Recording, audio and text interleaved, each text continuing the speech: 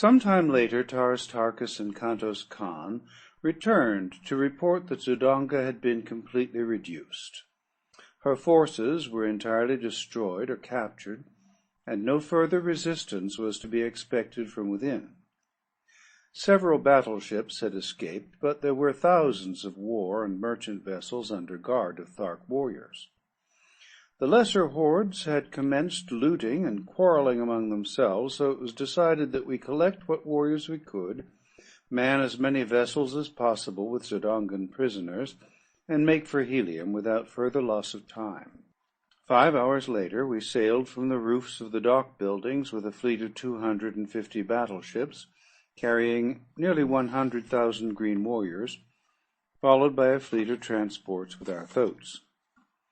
Behind us we left the stricken city in the fierce and brutal clutches of some 40,000 green warriors of the lesser hordes.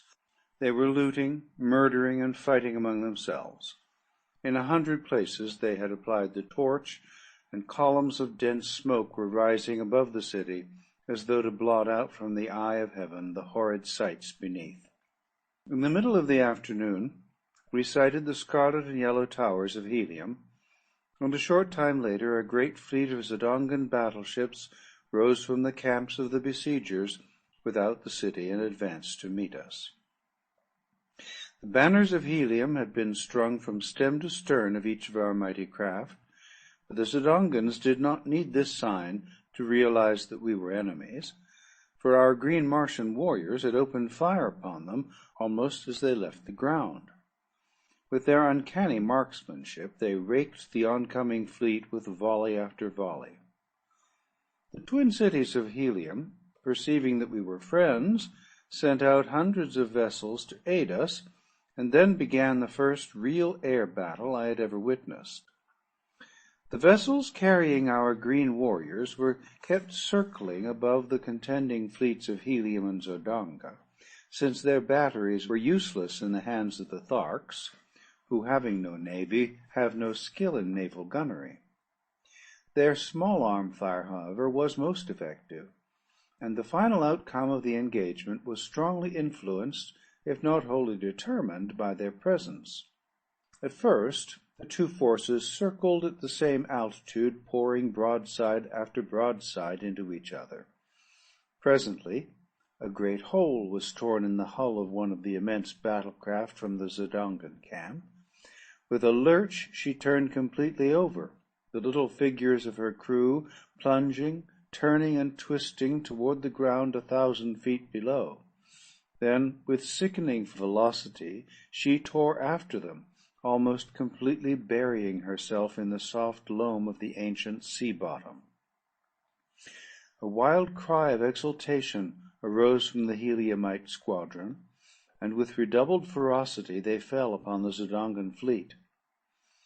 By a pretty maneuver, 2 of the vessels of Helium gained a position above their adversaries, from which they poured upon them from their keel bomb batteries a perfect torrent of exploding bombs.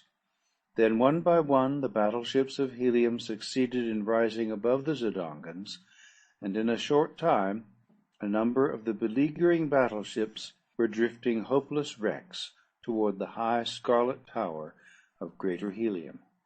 Several others attempted to escape, but they were soon surrounded by thousands of tiny individual flyers, and above each hung a monster battleship of Helium, ready to drop boarding parties upon their decks. Within but little more than an hour from the moment the victorious Zodangan squadron had risen to meet us from the camp of the besiegers, the battle was over, and the remaining vessels of the conquered Zodangans were headed toward the cities of Helium under prize crews. There was an extremely pathetic side to the surrender of these mighty flyers, the result of an age-old custom which demanded that surrender should be signaled by the voluntary plunging to earth of the commander of the vanquished vessel. One after another the brave fellows, holding their colors high above their heads, leaped from the towering bows of their mighty craft to an awful death. Not until the commander of the entire fleet took the fearful plunge, thus indicating the surrender of the remaining vessels, did the fighting cease, and the useless sacrifice of brave men come to an end. We now signaled the flagship of Helium's navy to approach, and when she was within hailing distance, I called out that we had the Princess Dejah Thoris on board, and that we wished to transfer her to the flagship, that she might be taken immediately to the city. As the full import of my announcement bore in upon them, a great cry arose from the decks of the flagship, and a moment later the colours of the Princess of Helium broke from 100 points upon her upper works. When the other vessels of the squadron caught the meaning of the signals flashed them, they took up the wild acclaim and unfurled her colours in the gleaming sunlight. The flagship bore down upon us, and as she swung gracefully to and touched our side, a dozen officers sprang upon our decks. As their astonished gaze fell upon the hundreds of green warriors who now came forth from the fighting shelters, they stopped aghast, but at sight of Kantos Khan, who advanced to meet them, they came forward, crowding about him. Dejah Thoris and I then advanced, and they had no eyes for other than her. She received them gracefully, calling each by name, for they were men high in the esteem and service of her grandfather, and she knew them well. "Lay your hands upon the shoulder of John Carter," she said to them, turning toward me, "the man to whom Helium owes her princess as well as her victory today." They were very courteous to me, and said many kind and complimentary things, but what seemed to impress them most was that I had won the aid of the fierce Tharks in my campaign for the liberation of Dejah Thoris and the relief of Helium. "You owe your thanks more to another man than to me," I said, "and here he is. Meet one of Barsoom's greatest soldiers and statesmen, Tars Tarkas, Jeddak of Thark." With the same polished courtesy that had marked their manner toward me, they extended their greetings to the great Thark. Nor, to my surprise, was he much behind them in ease of bearing or in courtly speech. Though not a garrulous race, the Tharks are extremely formal, and their ways lend themselves amazingly to dignified and courtly manners. Dejah Thoris went aboard the flagship, and was much put out that I would not follow. But, as I explained to her, the battle was but partly won. We still had the land forces of the besieging Zodongans to account for, and I would not leave Tars Tarkas until that had been accomplished. The commander of the naval forces of Helium promised to arrange to have the armies of Helium attacked from the city in conjunction with our land attack, and so the vessels separated, and Dejah Thoris was borne in triumph back to the court of her grandfather, Tardos Mors, Jeddak of Helium. In the distance lay our fleet of transports, with the thoats of the green warriors, where they had remained during the battle. Without landing stages, it was to be a difficult matter to unload these beasts upon the open plain, but there was nothing else for it, and so we put out for a point about 10 miles from the city and began the task. It was necessary to lower the animals to the ground in slings, and this work occupied the remainder of the day and half the night. Twice we were attacked by parties of Zodongan cavalry, but with little loss, however, and after darkness shut down, they withdrew. As soon as the last thoat was unloaded, Tars Tarkas gave the command to advance, and in 3 parties we crept upon the Zodongan camp from the north, the south, and the east.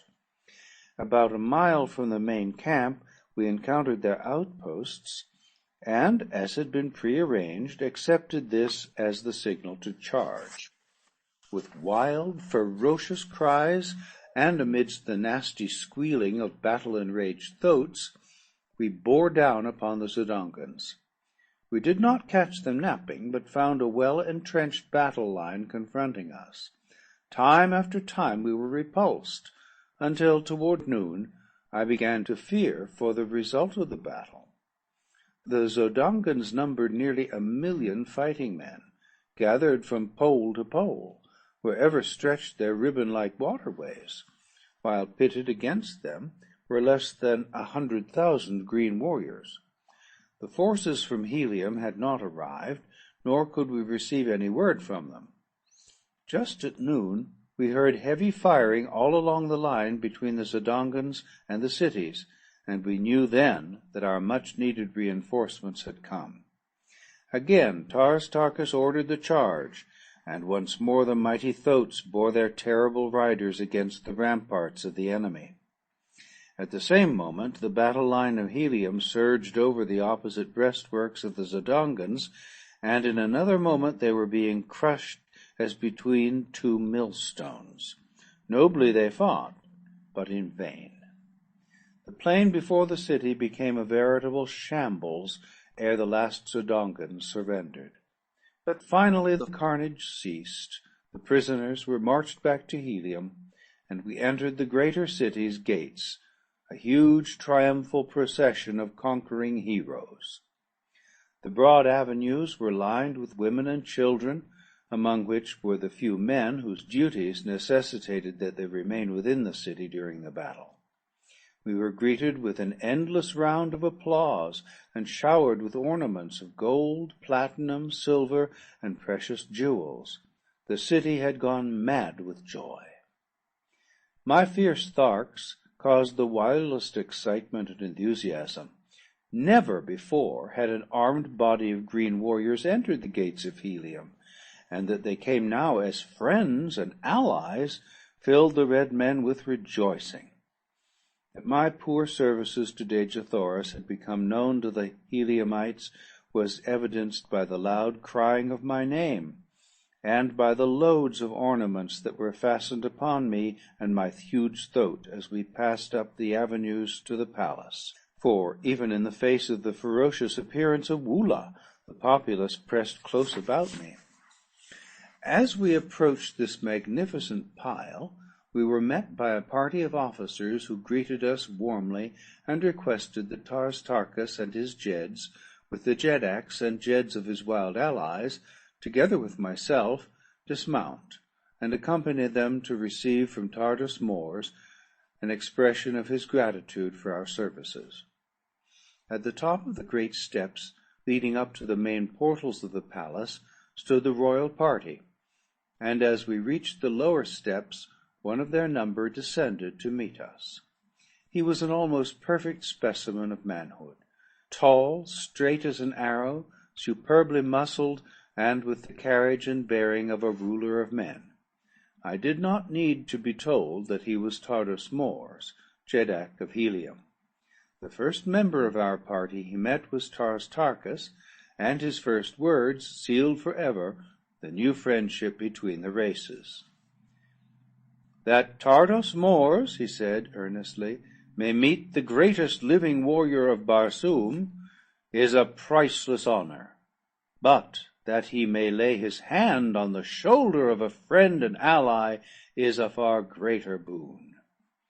"Jedak of Helium," returned Tarkus, "it has remained for a man of another world to teach the green warriors of Barsoom the meaning of friendship.